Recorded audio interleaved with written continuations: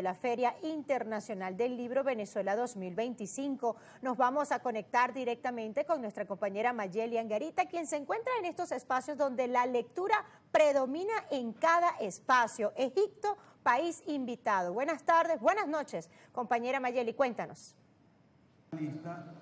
Así es, el equipo de Globovisión se encuentra presente en la 21ª edición de la Feria Internacional del Libro de Venezuela 2025, donde el fiscal general de la República, Tarek William Saab, hará la presentación de su coloquio sobre los 45 años de trayectoria literaria. En esta oportunidad dan continuidad a la actividad que se realizó el día de ayer, donde se bautizaron los libros llamados Un tren viaja al cielo de la medianoche y Los ríos de la ira. En esta oportunidad cuenta con la invitación especial de diferentes personalidades como lo son Raúl Casal, Diego Rosarín, Alberto Jiménez Ure, Luis Alberto Crespo, Jesús Salazar, Luis Figuera, Gabriel Jiménez Emán, Cristian Darías y Marcos González. Vamos a escuchar parte de lo que será esta ponencia de este coloquio. De quien quiso estudiar letras para ser un poeta, para crear y estar en un taller, y se encontró con que estaba en un lugar aséptico, en una academia en donde estudiaban poesía, y ni siquiera poesía, siempre era la misma historia, repetida una y otra vez en las mismas clases, y no encontraba lo que él estaba buscando, lo que de alguna manera está en su poesía, que son esos viajes, esa búsqueda y ese sueño que está siempre reflejado en cada una de sus palabras, en cada una de su lírica. Pero ¿quién mejor que Luis Alberto Crespo para que hable de ese descubrimiento que tuvo y cómo concibe y cómo considera él que en una época en que la poesía tenía una voz, tenía una forma, se expresaba de un tono, surge un muchacho de unos más de 20 años y sorprende a poetas que ya venían trabajando y ya eran parte de la poesía nacional. Luis Alberto, quedas con la palabra. Muy buenas tardes.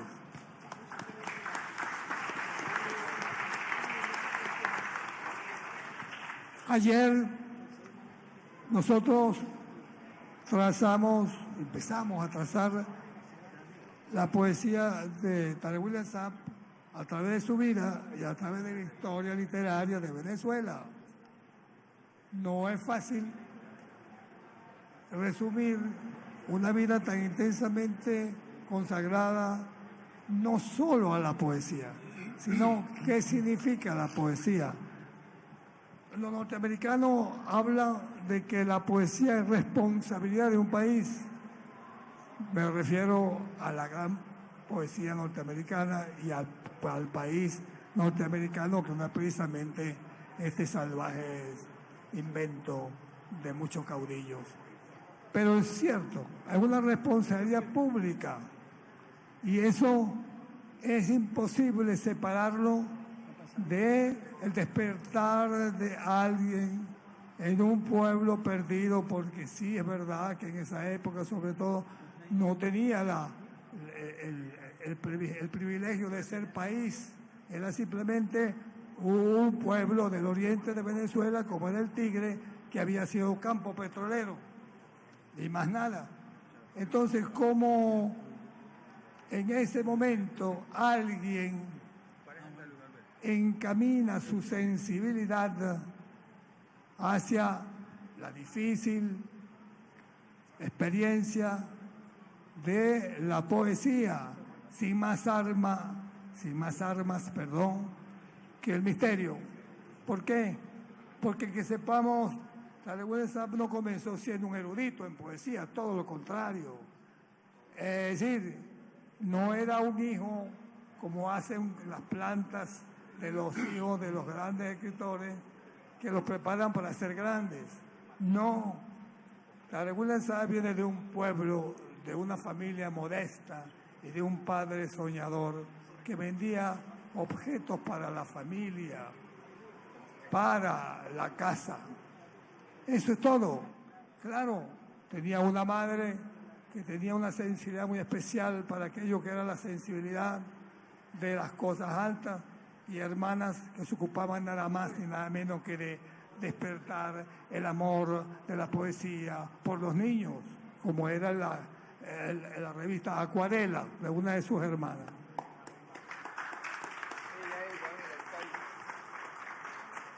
Ella sabe porque en ese momento era muy muchacha. Tú hiciste un prólogo de Acuarela. Sí, señor, con mucho orgullo. Bueno, pero entonces, ahí está.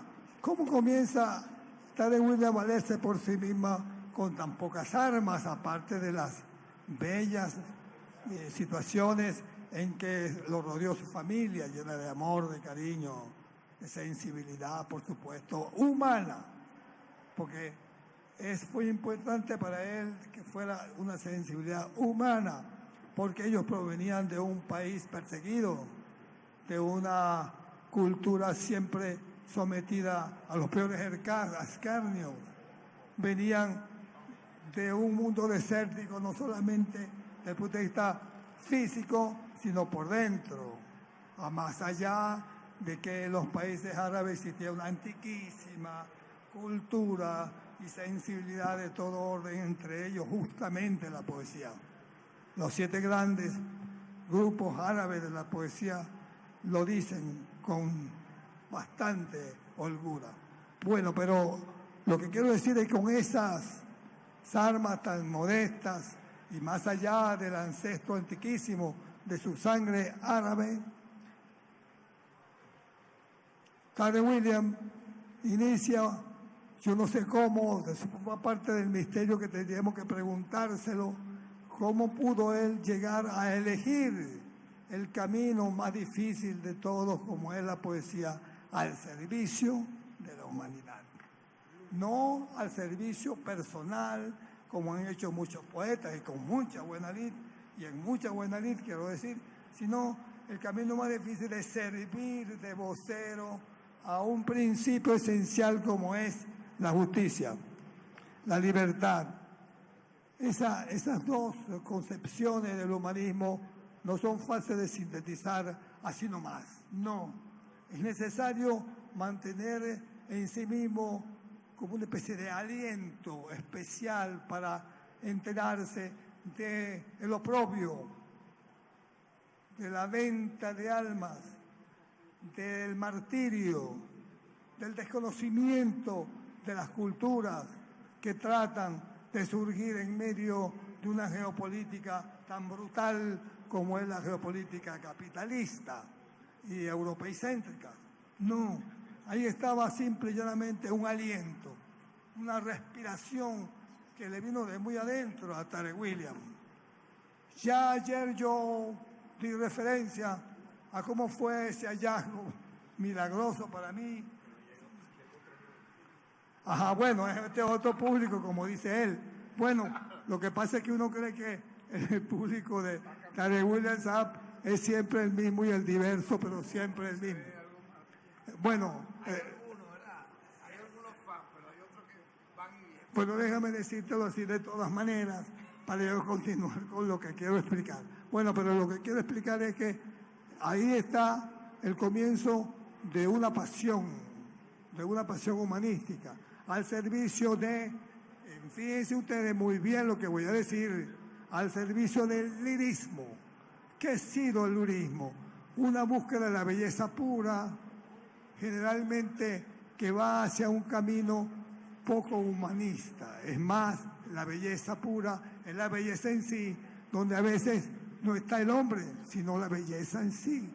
Y es la forma y es el lenguaje, pero falta el alma de un pueblo, el alma del ser humano, que hace de la belleza un compromiso humanístico. Esa es otra cosa. Entonces, por lo tanto, el camino de Tare William no es el camino solamente de la belleza en sí, porque él es un lírico, no se olviden nunca, sino también un comprometido con su tiempo. Y el tiempo de Tyrell Williams no fue un tiempo precisamente paradisíaco, porque fue el triste tiempo de la Cuarta República, donde se perseguía a aquellos que soñaban con un mundo mejor, aquellos guerreros que se fueron a las montañas a jugarse la vida por un destino mejor. Y él comienza a educarse con esa escuela que está afuera, que está en las calles, en los montes, en el alma de un pueblo. Y entonces asume esa relación, asume ese encuentro entre la sensibilidad propia de la belleza o de lo bello con la sensibilidad del compromiso con el otro. El otro significa el común, el otro significa el pueblo.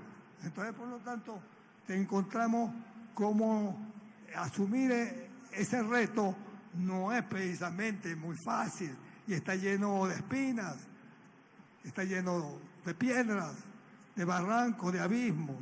¿Cómo pudo él mantener esa firme convicción de estar al servicio de los mejores momentos del ser humano, como es la poesía, al servicio del otro, sin nunca desdeñar aquello que reclama siempre la poesía, que es la justicia, el peligro, el reclamo, eso que dice Jean-Paul Sartre, engagé? Por lo tanto, esto no era fácil, pero tenía que tener esencialmente, porque ¿cuántos no somos iguales? ¿Cuántos no somos sensibles al dolor del otro? ¿Cuántos no queremos convertir nuestros sentimientos en belleza? El problema es convertirlo en arte. Ahí está. El arte en Tyrell Williams cobra toda vez ese desideratum que yo quiero explicarles. Y entonces surge una poesía tan difícil de construir que solamente es posible lograrlo a través de los dones poéticos, de la capacidad creadora de alguien que hizo de las emociones un compromiso humanístico. Eso es muy importante tenerlo en cuenta cuando uno lee la poesía de Tyrell Williams, donde se conjugan entonces la escritura, el lenguaje y el contenido, eso que llaman el asunto. Bueno, y por lo tanto, ese camino se recorre con una sola exigencia: la identidad, la honestidad, la autenticidad. Y estos son los compañeros de lucha y de estímulo de Tyrell Williams. Si nosotros nos acercamos a su poesía, tenemos que tomar en cuenta esos elementos, tenemos que tomar en cuenta esas exigencias. Y nunca, jamás se desvió de ese camino. ¿Cómo lo sabemos? Releyendo su obra. Ayer hablamos de esa coherencia de esa obra de Tyrell Williams, una coherencia asombrosa, tanto que cuando él hace síntesis o hace antologías, uno no sabe cuándo comienza el primer verso y cuándo comienza el último, porque es la misma entonación, la misma motivación.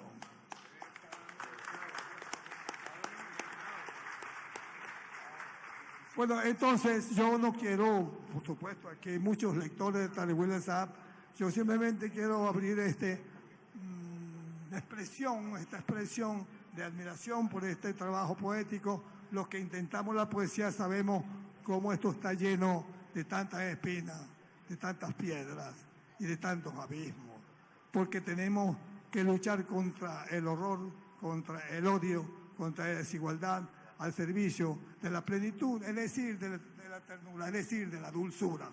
Entonces, vean ustedes esta obra, consúltenla, transítenla y tengan ustedes la seguridad de que van a sentirse más allá de lo propiamente humano. Muchas gracias.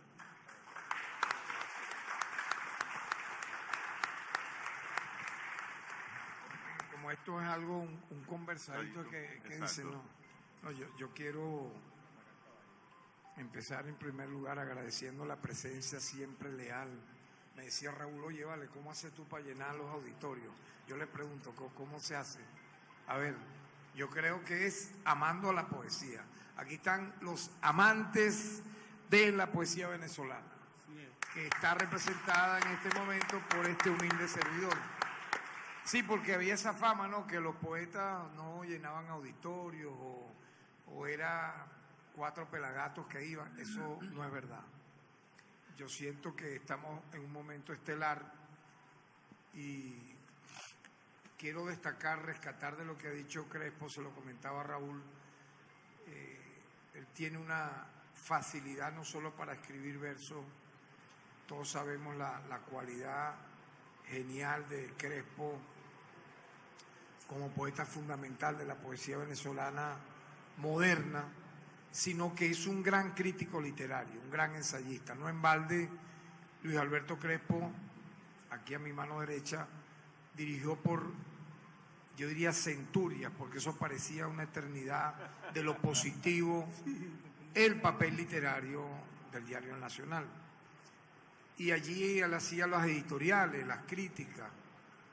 Y es bueno destacar porque aquí hay gente que estuvo en los actos anteriores, pero hay gente, y eso me agrada, ¿no? Que haya un público leal, fiel, pero también hay caras nuevas, y eso es lo positivo de estos actos, ¿no? Gente parada. Pero vean, Crespo, y por eso la apertura de este coloquio, fue la primera persona que, sin conocer quién yo era, en el sentido que él toma del diario Antorcha, que es el decano de la prensa de Oriente, él es el diario más antiguo de todo Oriente, fundado por Edmundo Barrios. Él tomó de ese diario, no sé cómo le llegó, o de repente el diario Antorcha circulaba en Caracas. Yo recuerdo que en el centro de Caracas, en Sabana Grande, estaba el diario Antorcha, llegaba de manera muy normal. Él tomó un largo poema que se llama Memorias del Mar Negro y de la Lluvia, o sea, lo leyó, un poema que aparece luego publicado en este libro, Los Ríos de la Ira, escrito por mi persona, ese poema a principios del año 84, que fue cuando comencé a escribir este libro. Entre el 84, 85, lo culminé en el 86, entre los 22 y 24 años. Y Edmundo Barrios me editó el poema, me publicó el poema completo en una página, ¿no? Letras pequeñitas, poema muy largo. Le llegó a Luis Alberto el periódico y él publicó fragmentos de ese poema en el papel literario, creyendo, ciudadano embajador, que el poeta a quien él estaba publicando, de nombre Tarek William Saab, era un poeta árabe que ya del siglo pasado, y él por eso se atrevió a publicarlo, porque era algo ya que estaba editado en un periódico. Entonces, cuando yo veo mi poema, fragmentos de mi poema publicado en el Diario Nacional, yo no podía creer en primer lugar, y dije, no, yo tengo que darle las gracias a quien me ha publicado. Y creo que un mes después fui, más o menos, con una carpeta con nuevos poemas.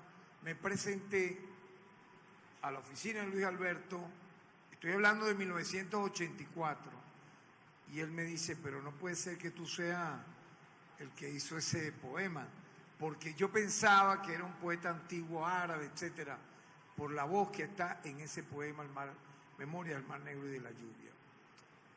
Digo este prólogo para un poco dar un preámbulo al conversatorio, al coloquio, porque Luis Alberto ha dicho algo muy esencial y me parece interesante, porque de ese primer poema que él lee y que luego el aluvión, un poco para que me escuchen con, yo diría, la expansión que desearía en este momento, de esos poemas inéditos que estaban en una carpeta a este momento, mi poesía completa tiene aproximadamente 1000 páginas. Eso significa, y tomo la conclusión de Luis Alberto, que yo he sido coherente, como él dice, con esa palabra que él conoció fundacionalmente cuando apenas tenía yo 22 años. Porque esa voz poética, y así concluiría esta primera parte del conversatorio, porque esa voz poética, yo siento, ha sido o ha buscado, y hasta ahorita es yo creo que es una tarea infinita, ¿no? Ser esencialmente original, ser una voz propia, ser una voz que pudiera tener antecedentes, claro, en lecturas, en los genes que uno pueda tener.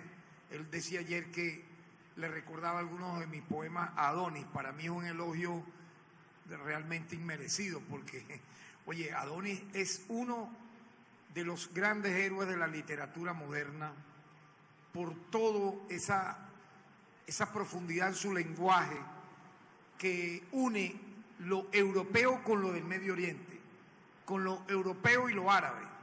Tomemos en cuenta que Adonis nació en Siria, se crió luego, estuvo en el Líbano, terminó en Francia, y yo pienso que lo que has dicho, Luis Alberto, es muy importante, porque si hablamos del año 84 y estamos en el año 2025, han pasado 41 años de aquella publicación, y yo creo que no hay nada más hermoso que ser leal a esa palabra empeñada, a ese compromiso que en mi caso será hasta el último día de mi vida. Yo creo que escribiré poemas hasta el último día en que pueda tener lucidez para hacerlo. Gracias, poeta. Vamos a continuar ahora desde el Tigre, o con literatura del poeta Tarek William Saab en el Tigre, y para eso va a hablar Marcos González. Paisano del Tigre, ya, yo quiero decir algo rápido. Claro. Él era el presidente de la Casa de la Cultura del Tigre, Simón Rodríguez, que recibía, entre otros, a Luis Alberto Crespo, a Caupolicán Valle. Él dirá los nombres completos, a toda esa legión, a William Osuna. Dirigía una revista cuyo nombre es Escarabajo, tenía una peña literaria, y por eso está aquí Marcos González, y se convirtió también en un editor, llegó a editar libros de poesía.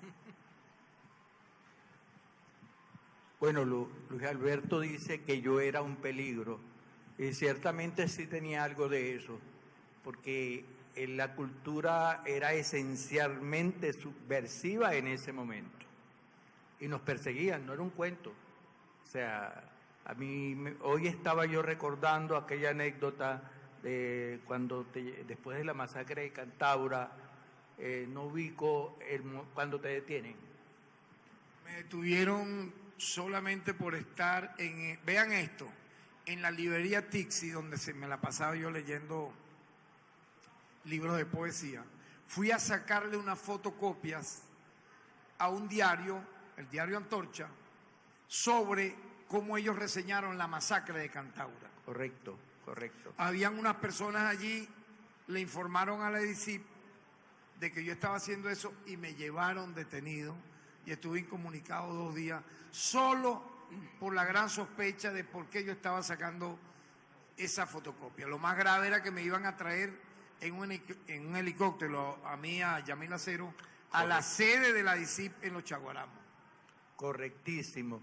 Bueno, eso es para darle una idea de los tiempos que se respiraban en ese entonces. Pero yo comienzo por celebrar la sensibilidad y la calidez de este evento. O sea, aquí se siente una vibra especial. Nos convoca la poesía, y yo vengo aquí a hablar, a echar el cuento como tigrense, que tuvo el privilegio de estar al lado del poeta en esos momentos en que se inicia. Eso que yo no dudo de afirmar que es la casa mítica que recorre toda la poesía de Tarek William Saab. Ahora, a propósito del compromiso de estas palabras para este coloquio, reflexionaba, releía, y cada lectura, y Luis Alberto lo sabe perfectamente, es una nueva lectura, y caí en cuenta de eso, o sea, en la casa mítica que habita la poesía de Tarek William Saab. O sea, esos elementos que inicialmente están en Los ríos de la ira, que es su libro primigenio, ¿correcto? Exactamente. Y aquí comienza un recorrido con matices que se mantiene a todo lo largo y ancho de la poesía, de esos 1000 poemas que el poeta dice que básicamente ha escrito hasta ahora. Vamos encontrando cómo se expande eso que yo llamo la casa mítica. Yo quiero leerles algo, no se asusten, no lo voy a leer completo. Creo que hay que cuidarse de Luis Figuera. Aquí tenemos que ser breves, pues somos una pandilla más o menos. Bueno, escuchen esto. Esto fue una videollamada donde el poeta me decía desde el Callejón Zulia hasta San Petersburgo, días antes de viajar a Rusia.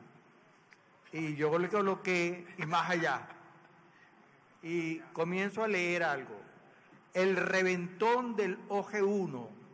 O sea, ese fue el primer pozo petrolero que reventó en la ciudad del Tigre. ¿Ok?